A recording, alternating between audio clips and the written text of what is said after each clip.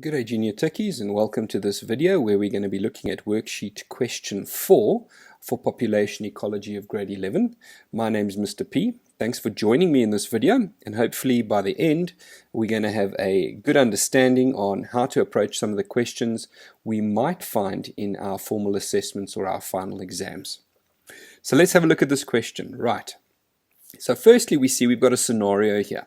So there's an extract on South Africa's human population growth, and after which we're going to have a few questions to answer. So I always tell my students, we look at the context of what we are given first. So make sure you know what's being said to you in the extract. So here it tells us, in 2010, South Africa's population was 49.1 million.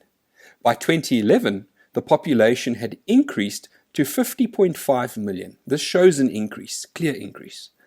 Around 33% of the current population is younger than 15 years, and 40% of the population is between 15 and 35 years.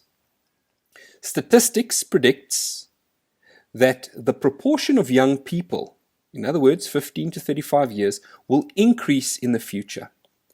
And there is a growing demand by young people for free tertiary education.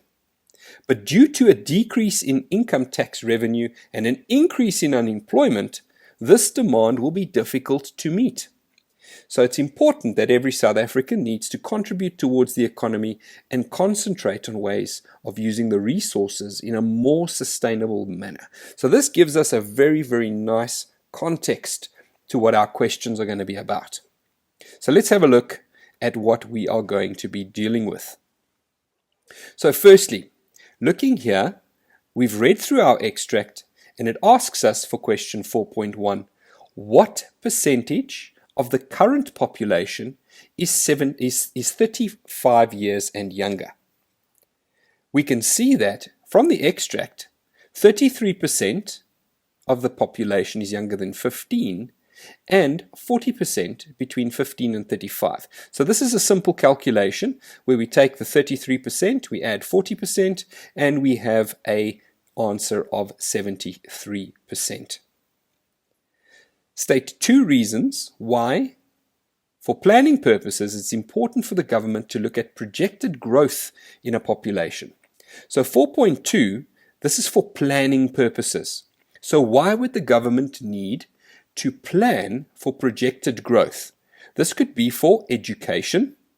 In other words, making sure there are opportunities for education for the increasing numbers of the population, for healthcare to make sure that we can support the needs of the population, and then also housing for the increasing numbers. So this is important for government to know. Question 4.3, state two reasons according to the extract why providing free tertiary education is problematic for the government. If we have a look at the extract, you'll see the decrease in income tax revenue and unemployment. That is the problem, or that is the problematic areas that the government is facing. So we answer this as due to the decrease in tax revenue and the increase in the unemployment. This is why it is problematic. If we look now at question 4.4, explain one possible consequence for the economy if we don't use our resources in a more sustainable manner. Well, simply put, the outcome here would be that we would run out of these resources. But it says explain a possible consequence. If we run out of these resources, this would mean that future generations would be paying more for these resources, or for these resources we would need to import products from other countries, which also makes them expensive.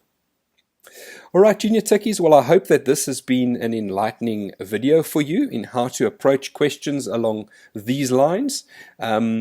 I do hope you've enjoyed the video. Do join for the other videos that are present in this series dealing with population ecology.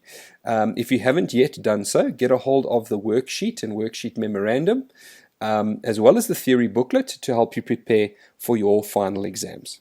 Thanks for joining here, Junior Techies. I do hope to see you again.